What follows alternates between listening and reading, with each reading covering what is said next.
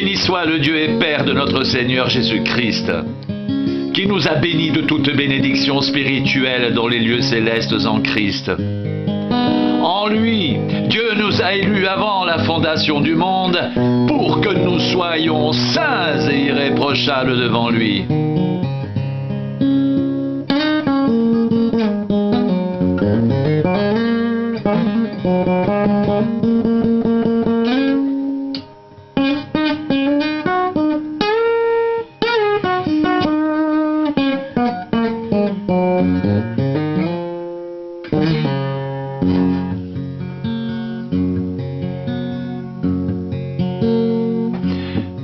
Il nous a prédestinés dans son amour à être ses enfants d'adoption par Jésus-Christ,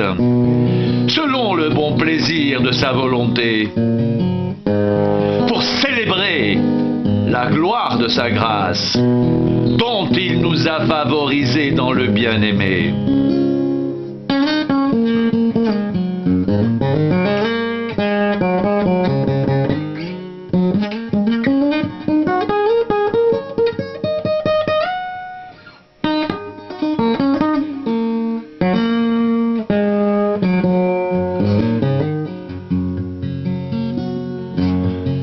En lui, nous avons la rédemption par son sang,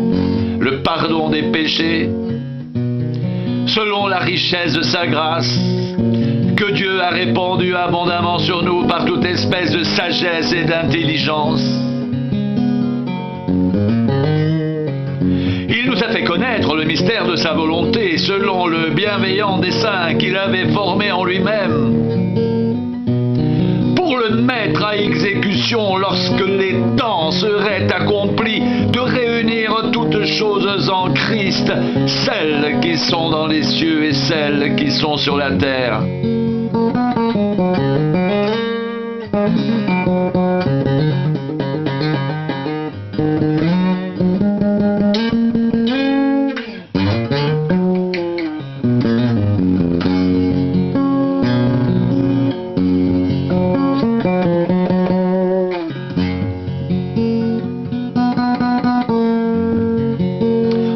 Nous sommes aussi devenus héritiers, ayant été prédestinés suivant le plan de celui qui opère toutes choses, d'après le conseil de sa volonté, afin que nous servions à célébrer sa gloire, nous qui d'avance avons espéré en Christ.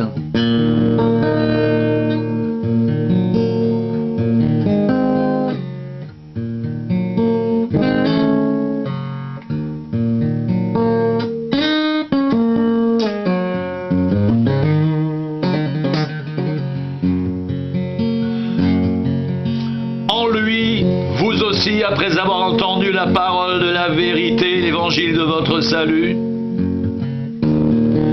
en lui vous avez cru et vous avez été scellés du Saint-Esprit qui avait été promis, lequel est un gage de notre héritage pour la rédemption de ceux que Dieu s'est acquis pour célébrer sa gloire.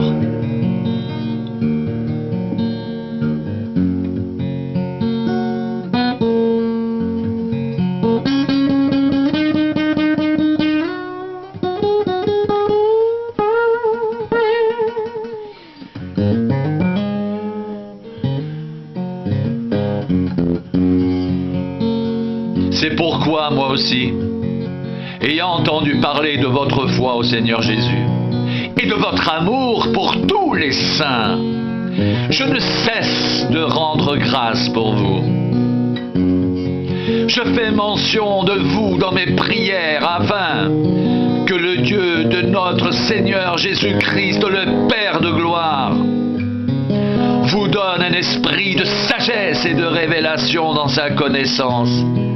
qu'il illumine les yeux de votre cœur pour que vous sachiez quelle est l'espérance qui s'attache à son appel.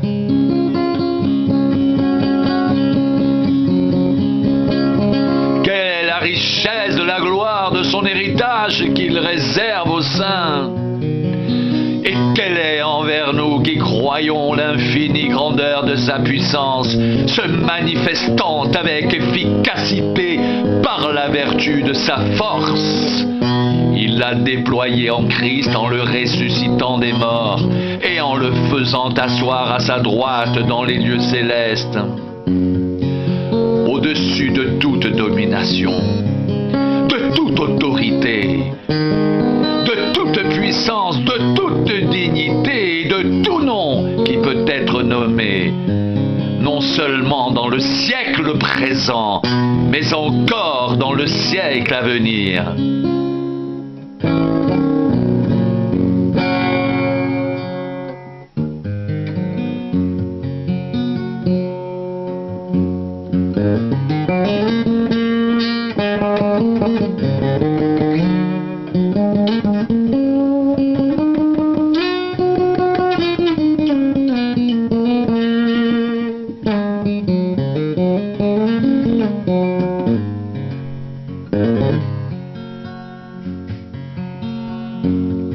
Il a tout mis sous ses pieds